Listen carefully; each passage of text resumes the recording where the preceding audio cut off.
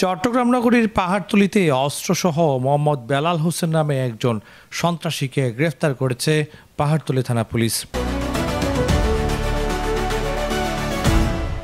আজ বৃহস্পতিবার দুপুরে নগরীর পাহাড়তলী হাজি ক্যাম্পের সামনে থেকে তাকে গ্রেফতার করা হয়। গ্রেফতারকৃত আসামি মোহাম্মদ বেলাল হোসেন ফেনী ছাগলনয়া এলাকার মৃত আলমগীর হোসেনের ছেলে। এই সময় তার একটি ব্যাগ থেকে দুটি দেশীয় তৈরি এলজি উদ্ধার করা হয়। এ বিষয়ে পাহাড়তলী থানার ভারপ্রাপ্ত কর্মকর্তা মোহাম্মদ বাবুল আজাদ বলেন, চেকপোস্টে তল্লাশি করে অস্ত্রসহ একজনকে আটক করা হয়েছে। তার বিরুদ্ধে যাচাই বাছাই চলছে।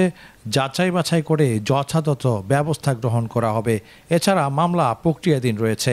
আসলে আমাদের এটা প্রতিদিনের মতো আমাদের কাজ। মাননীয় পুলিশ কমিশনার আছে, আমরা যখন থানায় যোগদান করছি 5ই আগস্টের পরে, তা আমাদের অনেকগুলো থানা তো অস্ত্র লোড হয়েছে ওই সময়। তো সব অস্ত্র উদ্ধার, অবৈধ অস্ত্র উদ্ধারের জন্য আমরা নিয়মিত চেকপোস্ট করি, বিভিন্ন অভিযান পরিচালনা করি।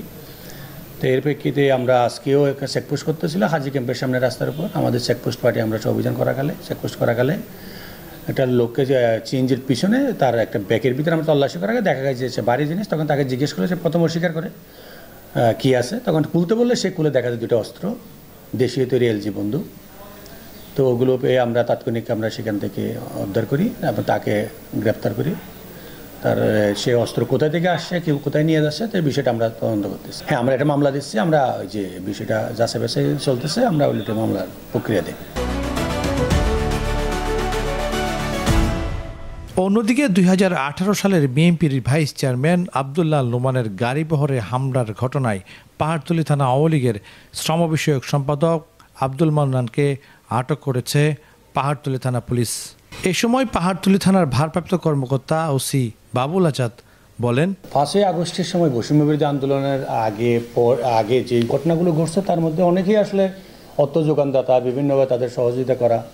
তার মধ্যে আমাদের এই যে যাকে গ্রেপ্তার করা হলো শেখ আব্দুল মান্নান, সে পাহাড়তলী থানার শ্রম বিষয়ক সম্পাদক, আওয়ামী লীগের শ্রম বিষয়ক সম্পাদক। সেখানে একটা গার্মেন্টসের সিবিআই নেতা হিসেবে সে এখানে পরিচিত ছিল, সভাপতি হিসেবে। সে আসলে দুর্দান্ত একজন খারাপ মানুষ। আর সে আমাদের একজন যার নামে আসামি, তার বিরুদ্ধে আমার থানায় নিয়মিত একটা মামলাও আছে। ওই মামলায় তাকে আমরা আটক করি, তাকে আজকে আদালতে সুপর্দ করতেছি। অন্যান্য থানায় মামলা আছে বলে আমরা বিষয়টা আমরা যাচাই করে দেখতেছি, কোন কোন থানায় কী মামলা আছে সেটাও দেখতেছি।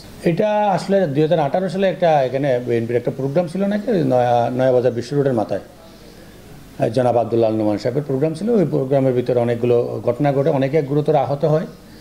তারপর সেখানে ককটেল বিস্ফোরণ ঘটায়, এখানে গোলাগুলির বিষয় ছিল বা এজাহারভাবে বলা আছে। ওই মামলায় সে যার নামে আসামি, ওই মামলাতে তাকে আমরা অ্যারেস্ট করি। আসিফুজ্জামান, প্রতিদিনের কাগজ, চট্টগ্রাম।